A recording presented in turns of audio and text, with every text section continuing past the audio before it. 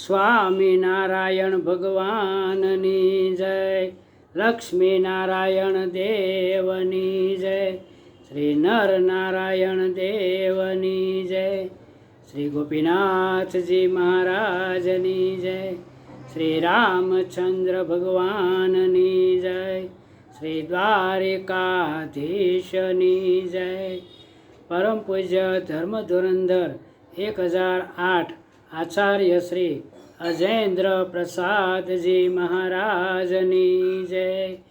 પરમ પૂજ્ય 108 ભાવિ આચાર્ય લાલજી શ્રી નુગેન્દ્ર પ્રસાદજી મહારાજની જય. હિન્દુ સનાતન ધર્મની જય, સિદ્ધેશ્વર મહાદેવની જય, કષ્ટભંજન દેવની જય, વિઘ્ન વિનાયક દેવની જય. શરમને પણ શરમ આવે, એવા બે શર્મીને શું શરમ આવે? કામી લપંટી પાખંડીઓની કોણ સમજાવે? ચાર વેદ નહીં પાંચમા વેદ એની શાન ઠેકાણે લાવે. ભગવા વસ્ત્રો ધારવાથી બધાયને નથી આવતી સાધુતા.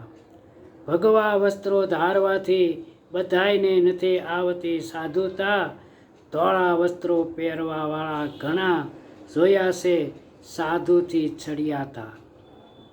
લાલ ટોપી માથે રાખવાથી નથી રીત આચાર્યની એનામાં આવતી. લાલ ટોપી માથે રાખવાથી નથી રીત આચાર્યની એનામાં આવતી. સિંહની ખાલ પહેરવાથી શિયાળની ઓકાત નથી સિંહ બની શકવાની.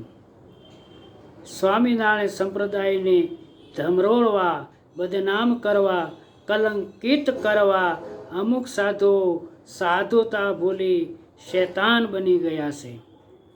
વડોદરાના સાધુઓ, ગઢડાના અમુક સાધુઓ, વડતાલના અમુક સાધુઓ જેણે સેક્સ કાંડ કર્યા છે, પાપ લીલાઓ કરી અનેક પ્રકારના કૌભાંડો કર્યા છે.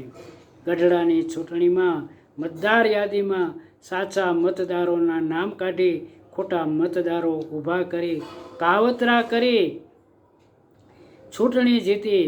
હવે ભાનુસ્વામી અને ટ્રસ્ટી ચેરમેન હરજીવનદાસ સ્વામીના જે મંડળના સાધુઓએ એવા કાળા કામ કરી સંપ્રદાય સ્વામિનારાયણ સંપ્રદાયમાં અને સમગ્ર દુનિયામાં ખળભળાટ મચાવી દીધો છે.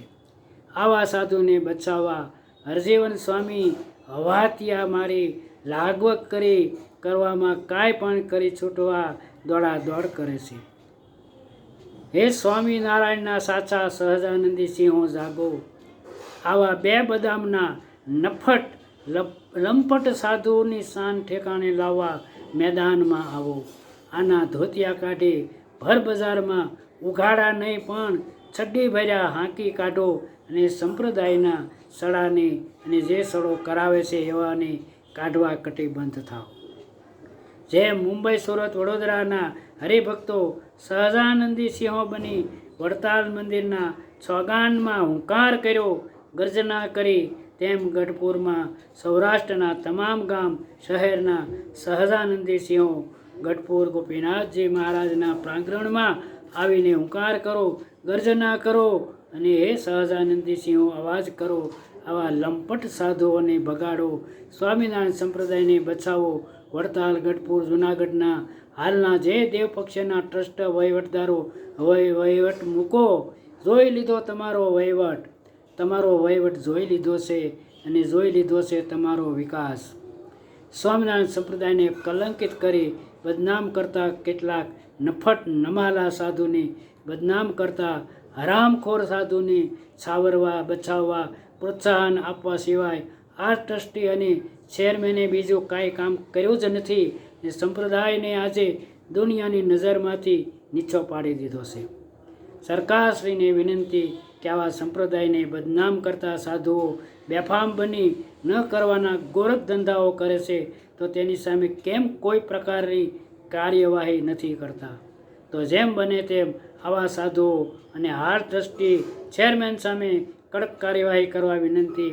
અને જેમ બને તેમ આ સ્વામિનારાયણ સંપ્રદાયમાં જે સડો છે એ સડાને નાબૂદ કરવા અને સંપ્રદાયને શુદ્ધ અને સાચા જે સંત છે, સાચા જે હરિભક્તો છે, સાચા જે આચાર્ય છે એમની સામે જુઓ એ શું કહે છે અને બી ખોટા છે એની સામે જુઓ એ શું કહે છે. માટે બંનેમાં જમીન આસમાનનો ફરક છે. એક આચાર્ય કહે છે, રાકેશ પ્રસાદ કહે છે કે બીડી પીવાય, દારૂ પીવાય, ગાંજો ખવાય, આ ખવાય, નો પ્રોબ્લેમ. અને એક આચાર્ય કહે છે કે સ્વામિનારાયણ ભગવાનને આશ્રિત જે હરિભક્ત છે ભજીયાની લારી ઉપર જો ઊભો રહે તો એ હરિભક્ત નથી ઊભો રહેતો, સ્વામિનારાયણ સંપ્રદાયને ઊભો રાખે છે. એવું અમદાવાદ દેશના હાલના આચાર્ય શ્રી કૌશલ પ્રસાદજી મહારાજના મુખના શબ્દો છે, એની વાણી છે. તો એને યાદ કરો. અને જે અજેન્દ્ર પ્રસાદજી મહારાજ છે એ પણ એવા આ સંપ્રદાય માટે સત્ય અને સિદ્ધાંત માટે લડી રહ્યા છે. તો એના માટે અને આવા સાધુ ખોટા જે કલંકિત કરે છે એને ભગાડો, એને કાઢો તો જ સંપ્રદાયની શુદ્ધિ થશે.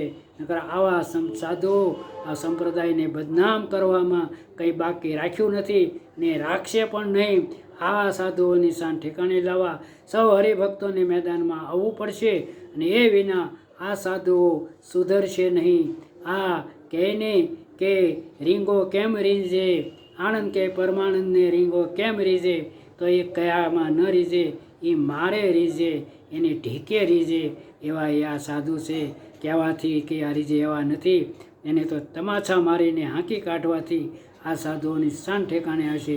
માટે સૌ હરિભક્તો જાગો. સૌ હરિભક્તોને જય સ્વામિનારાયણ.